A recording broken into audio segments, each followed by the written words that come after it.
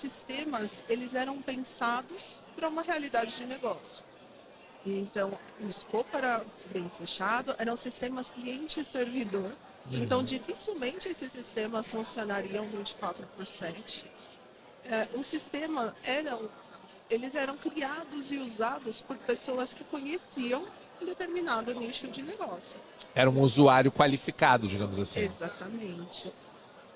Então, muitas vezes, as empresas tinham bastante dinheiro para ter servidor, para ter infraestrutura. Por quê? Porque não tinha cloud, não tinha comunicação. Qual é a infraestrutura que você tem? Sim. Então... E se você precisava mandar uma mensagem, você mandava um fax. Nossa, na minha casa teve um fax, eu achava tão tecnológico. De ponta, tecnologia de ponta. E quando acabava a bobina? Não, gente, nem se preocupem com o que é um fax.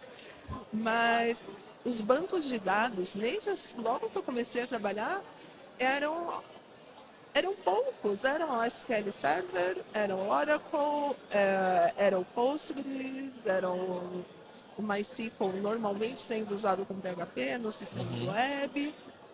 Eu não tinha tantas possibilidades, eu estruturava os dados, eu tinha que modelar os dados. Claro que muitas vezes o usuário ia lá, modelava por ele mesmo e saía umas bagunças, mas normalmente tinha um cuidado de economizar com o hardware.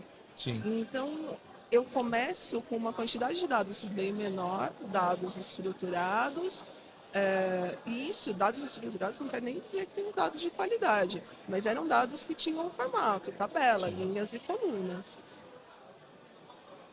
Essa primeira etapa, eu venho com o sistema, gero esses dados e armazeno. O que eu faço depois? Eu preciso analisar esses dados. Sim. Poxa, analisar esses dados, eu quero gerar o quê? Um relatório, eu quero analisar o mesmo dado por diferentes dimensões. Isso é um cubo. Só que para gerar um cubo, eu tinha que processar esses dados. Tinha que fazer todo... Precisava de capacidade para isso, de processamento. Exatamente. Então, muitas empresas começam a fazer o que? Eu vou criar aqui o meu próprio cubo no Excel, porque eu não tenho essa capacidade, eu não tenho time, não tenho... Sim. Não tenho infraestrutura. Isso fez bastante diferença. Contudo, todavia, entretanto,